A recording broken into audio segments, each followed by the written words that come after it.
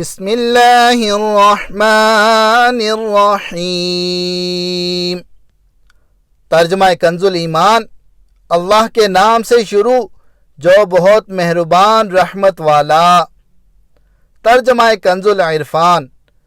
اللہ کے نام سے شروع جو نہایت مہربان رحمت والا ہے۔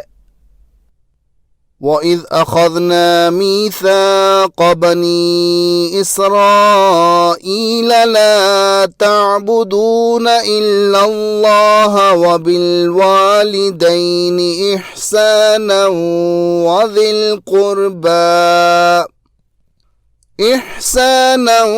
وَذِي الْقُرْبَى وَالْيَتَامَى وَالْمَسَاكِينِ وَقُولُوا لِلنَّاسِ حُسْنًا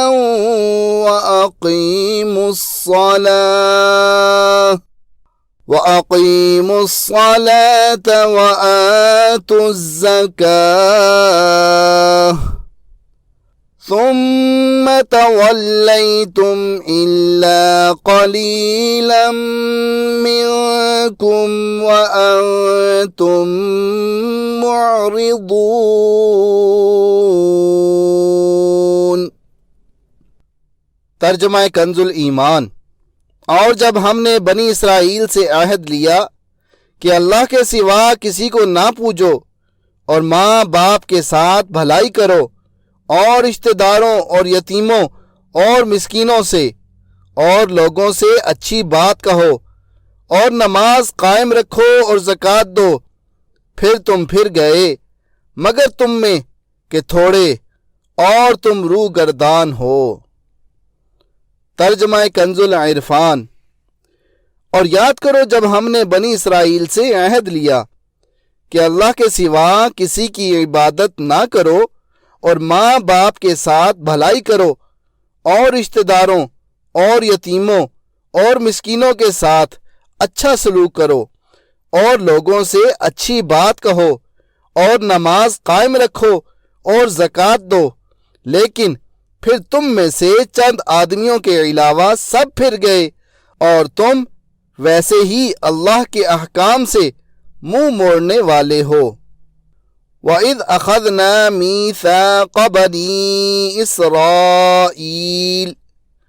اور یاد کرو جب ہم نے بنی اسرائیل سے عہد لیا، یعنی اے یہودیو وہ وقت یاد کرو جب ہم نے بنی اسرائیل سے تورات میں یہ عہد لیا کہ تم اللہ تعالی کے سوا کسی کی عبادت نہ کرو، کیونکہ اس کے علاوہ اور کوئی عبادت کا مستحق نہیں، اور اپنے ماں باپ کے ساتھ بھلائی کرو اور رشتہ داروں، یتیموں اور مسکینوں کے ساتھ اچھا سلوک کرو اور لوگوں سے اچھی بات کہو اور نماز قائم رکھو اور زکوٰۃ دو، لیکن اسے قبول کرنے کے بعد ان میں سے چند آدمیوں کے علاوہ سب اس عہد سے پھر گئے اور تم بھی اپنے آباء و اجداد کی طرح اللہ تعالی کے احکام سے منہ موڑنے والے ہو۔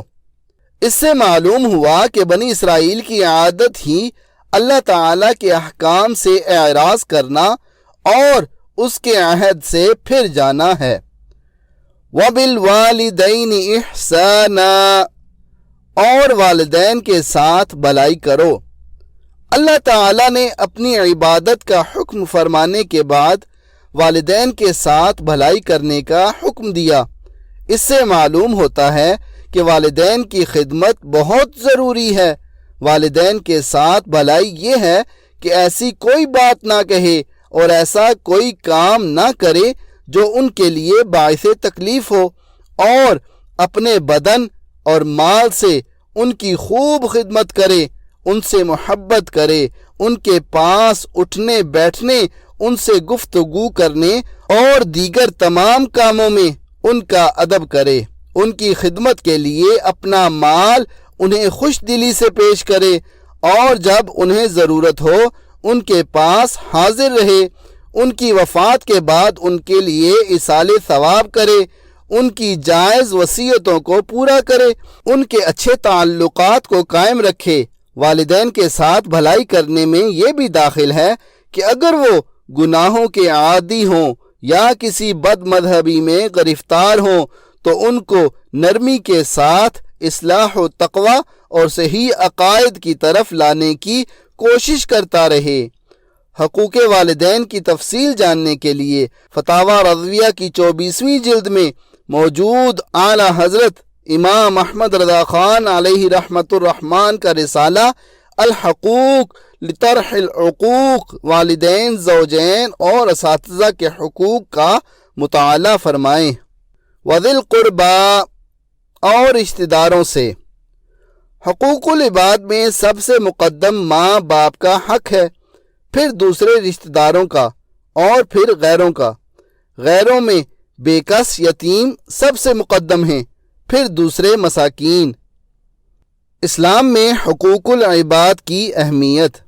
اس آیت میں والدین اور دیگر لوگوں کے حقوق بیان کرنے سے یہ بھی معلوم ہوا کہ دین اسلام میں حقوق العباد کی بہت زیادہ اہمیت ہے، بلکہ حدیث میں یہاں تک ہے کہ حقوق اللہ پورا کرنے کے باوجود بہت سے لوگ حقوق العباد میں کمی کی وجہ سے جہنم کے مستحق ہوں گے، جیسا کہ صحیح مسلم میں ہے۔ حضرت ابو ہریرہ رضی اللہ تعالی عنہ سے روایت ہے، حضور اقدس صلی اللہ تعالی علیہ وآلہ وسلم نے ارشاد فرمایا، کیا تم جانتے ہو کہ مفلس کون ہے؟ صحابہ کرام رضی اللہ تعالی عنہم نے عرض کی، ہم میں مفلس وہ ہے جس کے پاس درہم اور ساز و سامان نہ ہو۔ آپ صلی اللہ تعالی علیہ وآلہ وسلم نے ارشاد فرمایا، میری امت میں مفلس وہ ہے جو قیامت کے دن نماز، روزہ اور زکوٰۃ وغیرہ اعمال لے کر آئے اور اس کا حال یہ ہو کہ اس نے دنیا میں کسی کو گالی دی تھی، کسی پر تہمت لگائی تھی، کسی کا مال کھایا تھا، کسی کا خون بہایا تھا اور کسی کو مارا تھا، تو ان میں سے ہر ایک کو اس کی نیکیاں دے دی جائیں گی، اور ان کے حقوق پورے ہونے سے پہلے اگر اس کی نیکیاں اس کے پاس سے ختم ہو گئیں تو ان کے گناہ اس پر ڈال دیے جائیں گے، پھر اسے جہنم میں ڈال دیا جائے گا۔ وَقُولُوا لِلنَّاسِ حُسْنًا، اور لوگوں سے اچھی بات کہو۔ اچھی بات سے مراد نیکی کی دعوت اور برائیوں سے روکنا ہے۔ نیکی کی دعوت میں اس کے تمام طریقے داخل ہیں، جیسے بیان کرنا، درس دینا، واعظ و نصیحت کرنا وغیرہ۔ نیز اچھی بات کہنے میں اللہ تعالیٰ کی عظمت، حضور پر نور صلی اللہ تعالی علیہ وآلہ وسلم کی شان، اولیاء رحمت اللہ تعالی علیہم کے مقام و مرتبہ کا بیان اور نیکیوں اور برائیوں کے متعلق سمجھانا سب شامل ہیں۔ الا قلیلا منکم، مگر تم میں سے تھوڑے۔ بنی اسرائیل کی اکثریت اللہ تعالیٰ سے عہد و پیمان کرنے کے بعد اپنے عہد سے پھر گئی اور گناہوں کے راستے پر چل پڑی۔ البتہ کچھ لوگ صحیح راستے پر ثابت قدم رہے اور اسی گروہ والے ہمارے حضور صلی اللہ تعالی علیہ وآلہ وسلم کا زمانہ پا کر ایمان لے آئے۔ بنی اسرائیل کی بد عہدی کو سامنے رکھ کر مسلمان بھی اپنی حالت پر غور کریں۔ اس آیت میں بنی اسرائیل کی جو حالت بیان کی گئی، افسوس کہ فی زمانہ مسلمانوں کی حالت بھی اس سے کچھ مختلف نہیں۔ کاش کہ ہم بھی غور کریں کہ مسلمان ہونے کی حیثیت سے کلمہ پڑھ کر ہم نے نماز، روزہ، زکوٰۃ، حج، اطاعت الہی، اطاعت رسول صلی اللہ تعالی علیہ وآلہ وسلم، حقوق اللہ اور حقوق العباد کی ادائیگی کی پابندی کا جو عہد اللہ تعالیٰ کے ساتھ کیا ہوا ہے، کیا ہم بھی اسے پورا کرتے ہیں یا نہیں؟ وَإِذْ أَخَذْنَا مِيثَاقَكُمْ لَا تَسْفِكُونَ دِمَاءَكُمْ وَلَا تُخْرِجُونَ أَنفُسَكُمْ مِنْ دِيَارِكُمْ من دياركم ثم أقررتم وأنتم تشهدون۔ ترجمہ کنز ایمان۔ اور جب ہم نے تم سے عہد لیا کہ اپنوں کا خون نہ کرنا اور اپنوں کو اپنی بستیوں سے نہ نکالنا، پھر تم نے اس کا اقرار کیا اور تم گواہ ہو۔ ترجمہ کنز العرفان۔ اور یاد کرو جب ہم نے تم سے عہد لیا کہ آپس میں کسی کا خون نہ بہانا اور اپنے لوگوں کو اپنی بستیوں سے نہ نکالنا، پھر تم نے اقرار بھی کر لیا اور تم خود اس کے گواہ ہو۔ وَإِذْ أَخَذْنَا مِيثَاقَكُمْ۔ اور یاد کرو جب ہم نے تم سے عہد لیا، یعنی اے یہودیو وہ وقت یاد کرو جب ہم نے تمہارے آباء و اجداد سے تورات میں یہ عہد لیا کہ تم آپس میں کسی کا خون نہ بہانا اور اپنے لوگوں کو اپنی بستیوں سے نہ نکالنا، پھر انہوں نے اس عہد کا اقرار کر لیا اور تم خود بھی اپنے آباء و اجداد کے اس اقرار کے گواہ ہو۔ ثم أنتم هؤلاء تقتلون أنفسكم وتخرجون فريقا منكم من ديارهم تظاهرون عليهم بالإثم والعدوان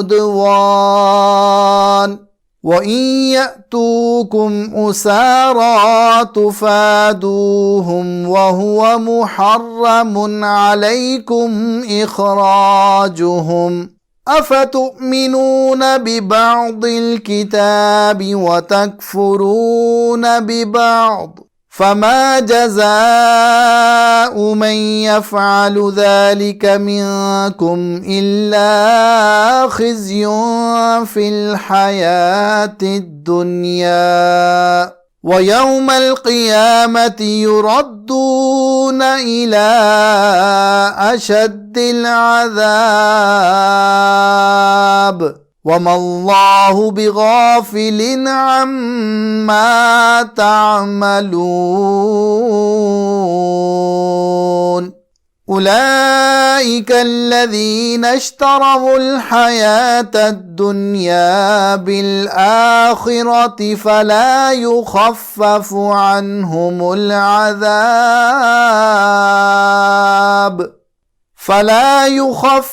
عنهم العذاب ولا هم ينصرون۔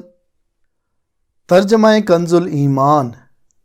پھر یہ جو تم ہو اپنوں کو قتل کرنے لگے اور اپنے میں ایک گروہ کو ان کے وطن سے نکالتے ہو، ان پر مدد دیتے ہو ان کے مخالف کو گناہ اور زیادتی میں، اور اگر وہ قیدی ہو کر تمہارے پاس آئیں تو بدلہ دے کر چھڑا لیتے ہو اور ان کا نکالنا تم پر حرام ہے، تو کیا خدا کے کچھ حکموں پر ایمان لاتے اور کچھ سے انکار کرتے ہو؟ تو جو تم میں ایسا کرے اس کا بدلہ کیا ہے مگر یہ کہ دنیا میں رسوا ہو اور قیامت میں سخت تر عذاب کی طرف پھیرے جائیں گے، اور اللہ تمہارے قوتوں سے بے خبر نہیں۔ یہ ہیں وہ لوگ جنہوں نے آخرت کے بدلے دنیا کی زندگی مول لی، تو نہ ان پر سے عذاب ہلکا اور نہ ان کی مدد کی جائے۔ ترجمہ کنز العرفان۔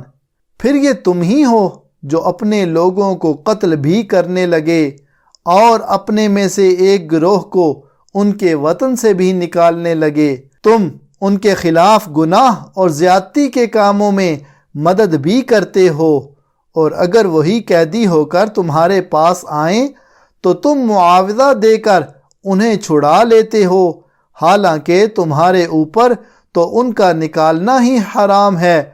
تو کیا تم اللہ کے بعض احکامات کو مانتے ہو اور بعض سے انکار کرتے ہو؟ تو جو تم میں ایسا کرے اس کا بدلہ دنیاوی زندگی میں ذلت و رسوائی کے سوا اور کیا ہے، اور قیامت کے دن انہیں شدید ترین عذاب کی طرف لوٹایا جائے گا، اور اللہ تمہارے اعمال سے بے خبر نہیں۔ یہی وہ لوگ ہیں جنہوں نے آخرت کے بدلے دنیا کی زندگی خرید لی، تو ان سے نہ تو عذاب ہلکا کیا جائے گا اور نہ ہی ان کی مدد کی جائے گی۔ ثم انتم ہؤلاء، پھر یہ جو تم ہو۔ اس آیت میں حضور پر نور صلی اللہ تعالی علیہ وآلہ وسلم کے مقدس زمانے میں موجود یہودیوں کے عجیب و غریب طرز عمل کا بیان ہے۔ اس کا پس منظر یہ ہے کہ تورات میں بنی اسرائیل کو 3 حکم دیے گئے تھے۔ نمبر 1، ایک دوسرے کو قتل نہ کرنا۔ نمبر 2، ایک دوسرے کو جلا وطن نہ کرنا۔ نمبر 3، اگر وہ اپنی قوم کے کسی مرد یا عورت کو اس حال میں پائیں کہ اسے غلام یا لونڈی بنا لیا گیا ہے تو اسے خرید کر آزاد کر دیں۔ نسل در نسل یہ عہد چلتا رہا، یہاں تک کہ مدینہ منورہ کے گرد و نواح میں آباد یہودیوں کے 2 قبائل بنی قریظہ اور بنی نذیر میں منتقل ہوا۔ اس وقت مدینہ شریف میں مشرکوں کے 2 قبیلے اوس اور خزرج رہتے تھے۔ بنی قریظہ اوس قبیلے کے حلیف تھے اور بنی نذیر خزرج قبیلے کے حلیف تھے، اور ہر ایک قبیلے نے اپنے حلیف کے ساتھ قسم اٹھا رکھی تھی کہ اگر ہم میں سے کسی پر کوئی حملہ آور ہو تو دوسرا اس کی مدد کرے گا۔ جب اوس اور خزرج کے درمیان جنگ ہوتی تو بنی قریظہ اوس کی اور بنی نذیر خزرج کی مدد کے لیے آتے تھے اور اپنے حلیف کے ساتھ ہو کر آپس میں ایک دوسرے پر تلوار چلاتے اور بنی قریظہ بنی نذیر کو اور وہ بنی قریظہ کو قتل کرتے، ان کے گھر ویران کر دیتے اور انہیں ان کی رہائش گاہوں سے نکال دیتے تھے۔ لیکن جب ان کی قوم کے لوگوں کو ان کے حلیف قید کر لیتے تو وہ ان کو مال دے کر چھڑا لیتے تھے۔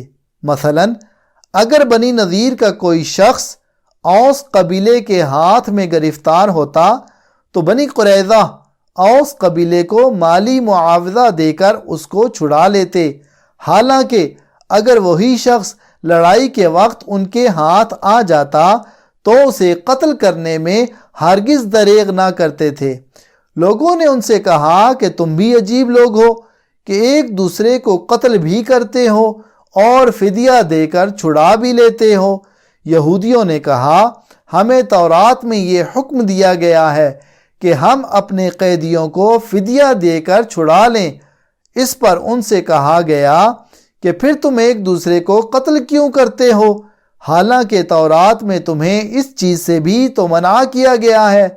یہودیوں نے کہا جنگ کے دوران ایک دوسرے کو قتل کرنے سے اگرچہ ہمارا اللہ تعالیٰ کے ساتھ کیا ہوا عہد ٹوٹ جاتا ہے، لیکن ہمیں اس بات سے شرم آتی ہے کہ ہمارے حلیف ذلیل ہوں، کیونکہ اگر ہم نے ایک دوسرے کو قتل اور جلا وطن نہ کیا تو اس میں ہمارے حلیفوں کی ذلت ہے، اور چونکہ فدیہ دے کر چھڑا لینے میں ان کی ذلت نہیں ہے، اس لیے ہم اس عہد کو پورا کر دیتے ہیں۔